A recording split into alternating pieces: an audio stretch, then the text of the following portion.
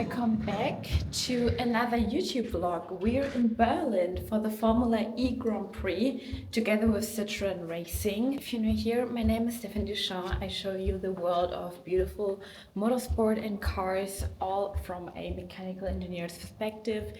And if you've been following this channel before, welcome back, bestie. I'm excited to get really into this YouTube vlogging format, and this weekend, today is Thursday around 2 p.m. and I'm on my way to the track already. And then from today on we have the media day where I'm gonna meet and greet for the first time the team of Citroen Racing. So really excited for that. And then tomorrow we have the free practice day and the Gods on Track day. On Saturday and on Sunday we're gonna have the race. Especially there will be like 2 races taking place, one on Saturday, one on Sunday, and I will bring you with me.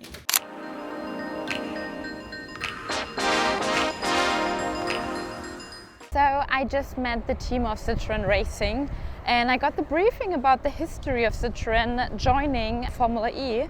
So basically it's their first year. They're joining the Evo 3 season. We're talking about the 3rd generation of Formula E. By the end of 2026 we will be sliding into generation 4, where the first time ever we're gonna have all-wheel drive single-seater racing with a fully active differential, the newest innovation out there. So I got the briefing that we have the mother company Stellantis, who bought themselves into Formula E with 2 teams, and one of them was Maserati, and Maserati is one company and one brand inside Stellantis. So from there on, this year they decided to go further with Citroën, since Maserati changed its strategy and it wasn't focusing anymore that much on electric vehicle only. So Citroën is joining for the first time. We have 2 race car drivers with us and also former champions. It is Nick Cassidy and Jean-Eric, also called Jeff. They've been driving Formula E before, so they got experience. I think it will be an amazing race. I'm really looking forward to today. Today is pretty chilled since we only have the media day. Means 4:30 they're gonna do an interview with me. I'm getting to know the drivers, the media team as well, and then from tomorrow on we're gonna start into the weekend. They will also give me a garage tour, what is of course always a highlight for me. Like, it helps me to understand Formula E even a little bit better. So yeah guys, I'm gonna show you behind the scenes of a race weekend before the actual race. Good morning guys, welcome back to a new day here at the Formula E Grand Prix. The weather is beautiful, as you can see. Today is another free practice session, and then in the afternoon we're gonna have the Girls on Track session.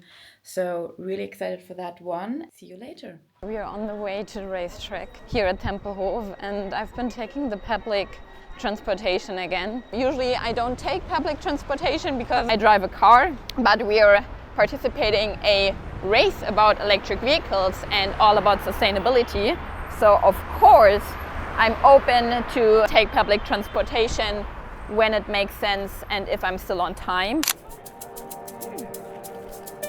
This is basically the media center, so every team has their dedicated desk where they're able to work from. This is the location where they have the media interviews and statements for the press. So basically, as you can see, the room is immense. And I got the accreditation that I can actually be sitting here since I'm also a journalist. So my first question would be actually, how does one become a race car driver? Well, for that you need to start quite young. Started in karting when I was 4 or 5 years old, and I basically got into it all my life. And is this like a traditional road to start in karting and then you go into racing after? I mean, karting is racing. It's like everything in life. If you want to become a professional football player, if you decide that you want to start at 16 years old, it's generally a little bit too late. Yeah. A lot of the automotives are learned at a very young age. That's why any professional sports all the athletes have started at a very young age what they're doing, and it's the same in motorsport. And karting is the Apparently, way to go. yeah. And was racing in Formula E always on your bucket list, or was there something that evolved? Well, it could not have been on my bucket list since Formula E was not existing, even when I was in Formula One. It just became an opportunity, and now Formula E is a long-standing big championship, world championship, that drivers, nowadays can aspire to be part of. When I was young, I only had Formula One as my bucket list, and then maybe the young kids think about wanting to be in Formula One, still a lot, but maybe Formula E being, the next big championship behind Formula One, then yeah. Okay, and what's maybe one advice you would tell the younger generation and everybody out there who would like to get into racing nowadays? Well, that depends what they want to do. If they want to get into racing for fun, it's a different thing as if they want to be coming into racing for winning. Mm-hmm. So maybe let's say racing for winning. Racing for winning. Well, it needs to become your life.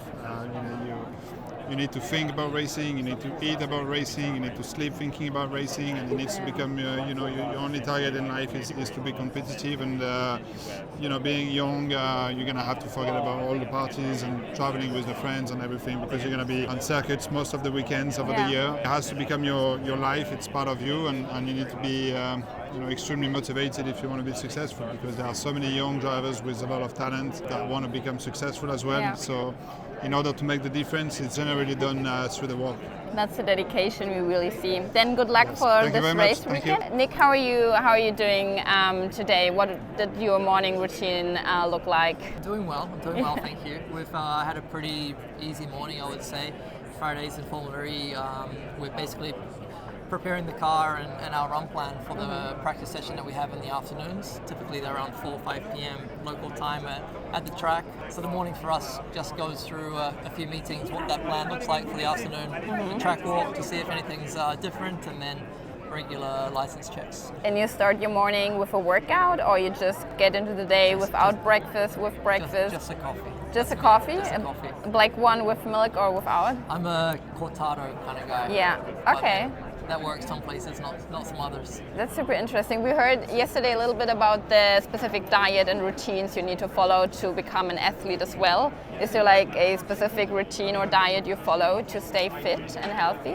Maybe more when I was younger, getting a bit more carefree these days. Yeah. But when I was younger, there's a lot of training to build the neck, build the kind of required strength and muscles. It's a bit different driving in a car compared to another regular sport, and it's hard because the only way to really develop the true muscles that you need is by driving. So it also goes hand in hand that the more driving you do, the more kind of prepared you become. I've been in this sport a long time now that I'm kind of lucky to be driving enough that I'm staying in okay shape in the car.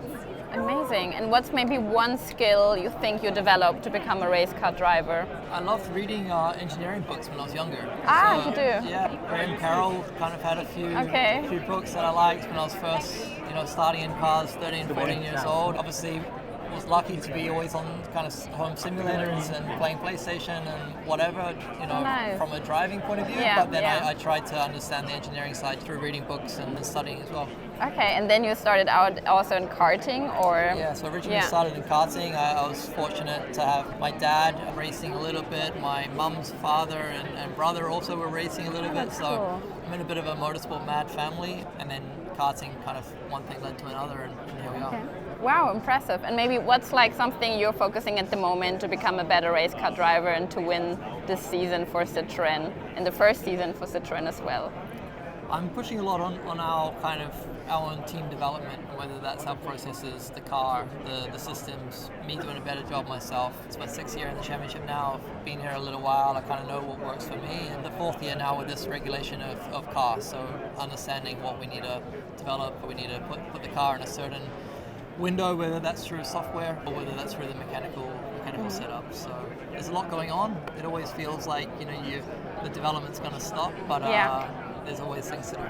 Thank you, that's basically it. I just had a nice conversation with Nick and with Jeff, and as you can see that I was focusing on questions all around their journey and how you become a race car driver and maybe skills to develop and routines. And if there are any more questions you would like me to focus on in the next YouTube vlogs, please put them in the comments.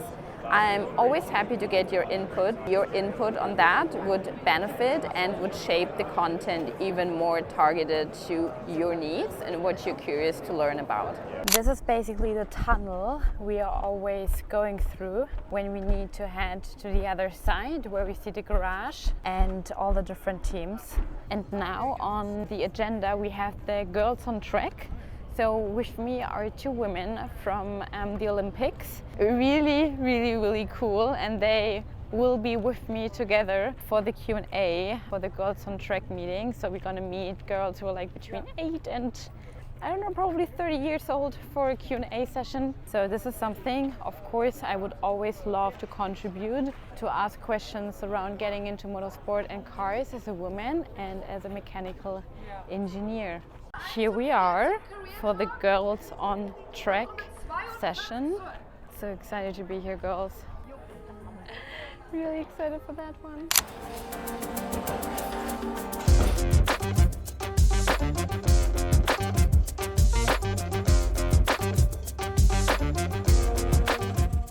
Good morning, guys. It is a new day and it is finally race day.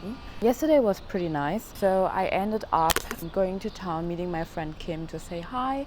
She will also join me today at the racetrack as my PR social media videographer. So basically I'm able to create some content for you guys. You will see on Instagram then and TikTok. And in the evening I went out with Courtney, social media for Citroën and Stellantis, and who invited me here, and we had a nice cozy little dinner at the Server House rooftop. For today I'm gonna take over the full channel of Citroën during the full Formula E race. I will be there on track for you guys, and let's enjoy the first race day together. We're currently at the box in the garage because we're watching the first practice today, so actually the second practice of the race and this weekend. We got the engineers here. The car just went inside again to switch tires and also controlling the air pressure in the tires. You may also ask yourself what I'm listening to when I'm having these earphones on. So basically I hear what they talk about, feedback of the drivers about the car, what they see, how they feel, how the brake reacts, how the acceleration go. They get feedback of the quality of the battery as well.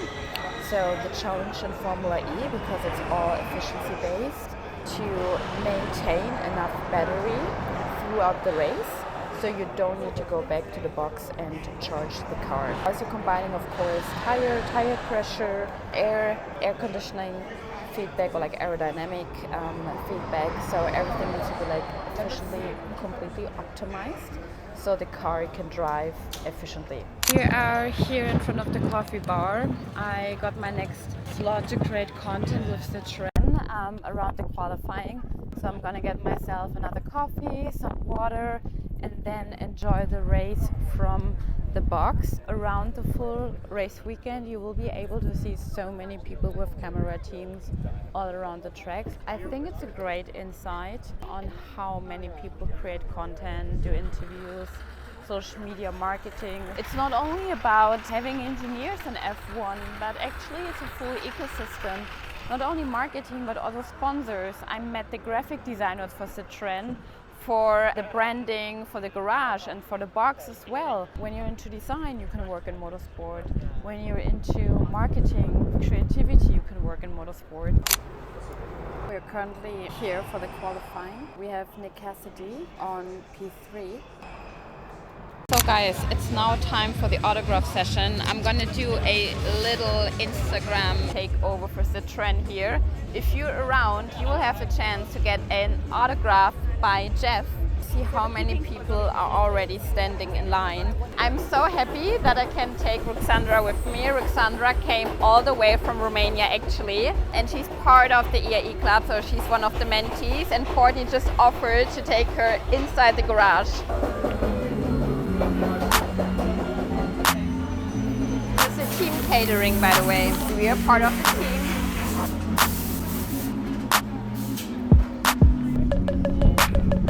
Thank you so much, Courtney. Race is going, and we have Cassidy currently on first with battery remaining 59%.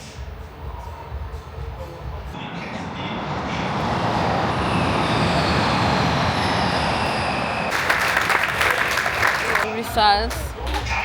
What a race, guys. Congrats for Citroën and the whole team, Nick Cassidy, for making P2. Hello, congratulations.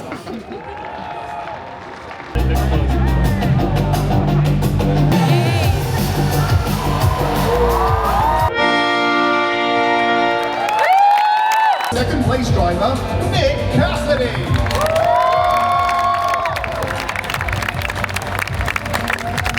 So guys, our Formula E experience is a wrap. Today I thought about just leaving YouTube and my phone at home and enjoy the second day of the race just on my own with my friend, and to really calm down, witness the race. And this is something I really try to implement whenever I travel. I try to capture as much as possible for you, so you get like the real behind the scenes and inside cars and motorsport world.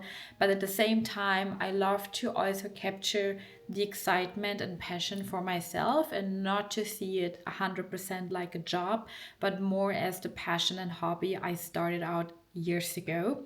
And it helps me to really separate those two: the work Stephanie for social media and the Stephanie who just loves enjoying and watching motorsport races. So guys, I'm so thankful for staying till the end, witnessing the first Formula E race weekend with Citroën with me.